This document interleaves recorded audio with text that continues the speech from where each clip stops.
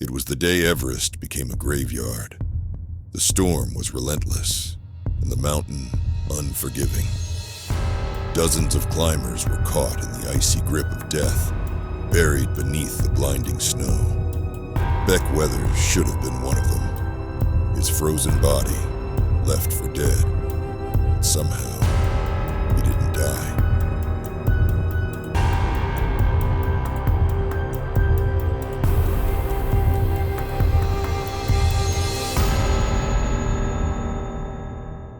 On May 10th, 1996, Beck Weathers stood on the edge of life and death. Part of a climbing expedition led by the renowned Rob Hall, he was battling not only Everest, but his own body. High-altitude conditions had taken his vision. Weathers suffered from a pre-existing condition called radial keratotomy, a type of eye surgery that had helped his vision at sea level, but made him vulnerable to the low oxygen levels at extreme altitudes. As he climbed higher, his eyesight began to fade, and by the time he reached 27,000 feet, he was nearly blind. It was Mount Everest's death zone, a place where human survival isn't just difficult, it's impossible.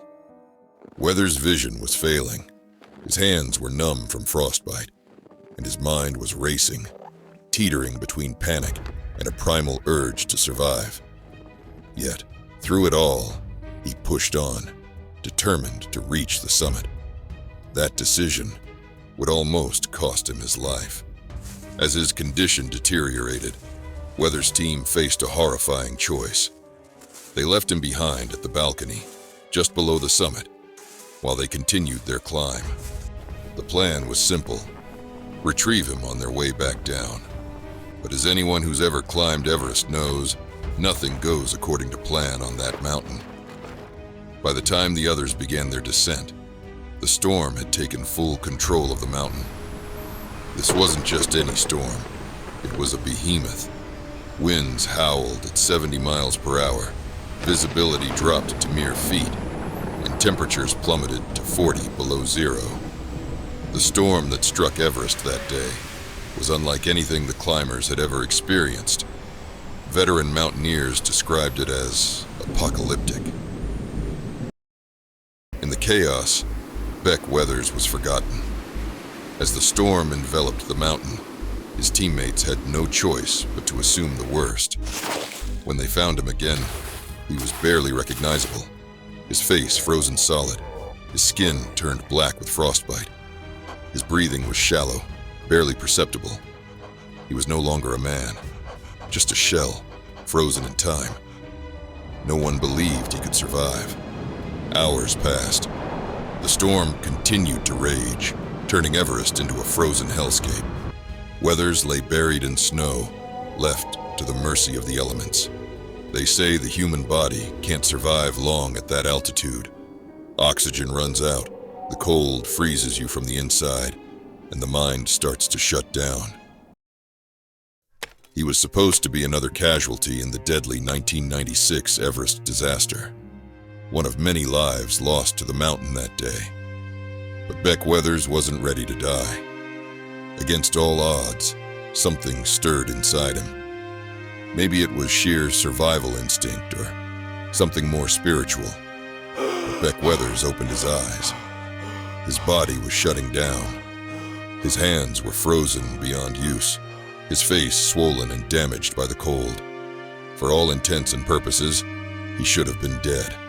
But somehow, he found the strength to stand. Disoriented, half-blind, and fighting the urge to collapse, Weathers did the impossible.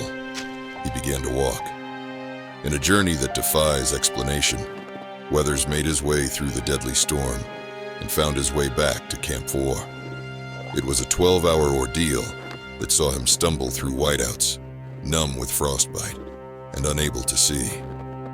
He walked on frozen feet, his hands utterly destroyed. He should have collapsed a dozen times over, but he kept going. This wasn't just survival. It was something beyond that. It was as though the mountain, having claimed so many others, had chosen to let him go. When he finally reached Camp 4, His fellow climbers were in shock. Beck Weathers wasn't just alive. He was walking. The man who had been left for dead in one of the deadliest storms in Everest's history had returned, defying the impossible. They pulled him into the tents, but his ordeal was far from over. The storm continued to rage outside, and any chance of rescue was slim. Weathers lay in agony, his body in shock from the cold and frostbite. His hands were beyond repair, his face unrecognizable. But it wasn't just the physical pain, it was the psychological trauma. The climbers knew he needed help, but with the storm still raging, no helicopters could fly in. Beck Weathers would have to endure hours of pain before a break in the weather allowed for a daring rescue. Finally, the storm showed signs of relenting, and a helicopter made an attempt to rescue him. The highest altitude helicopter rescue ever performed. It was an unprecedented feat, battling high winds in the thin air, but it was his only hope. Weathers was airlifted to safety, flown to Kathmandu, where doctors fought to save what they could of his frostbitten limbs. Both of his hands would need to be amputated, along with parts of his feet, and his nose would require reconstructive surgery. The mountain had taken much from him, but not his life. The months that followed were brutal. Surgeries, amputations, rehabilitation. Each day brought a new challenge, but Weathers faced it all with a resilience born from his ordeal on the mountain. Everest had scarred him physically, but it had also changed him mentally. The man who returned home wasn't the same man who left. Weathers had spent years chasing mountains, pushing himself to the limits in a quest to prove something. But nearly losing everything on Everest forced him to see life differently.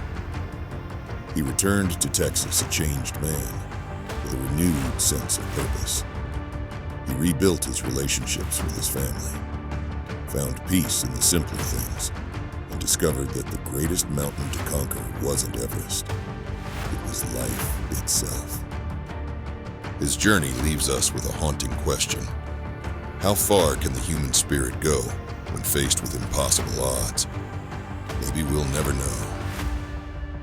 But what Beck Weathers shows us is that sometimes survival isn't about strength or luck. It's about finding something deep within yourself when all hope seems lost. For more tales of the unexplained and the extraordinary, subscribe and turn on notifications. Until next time, keep surviving.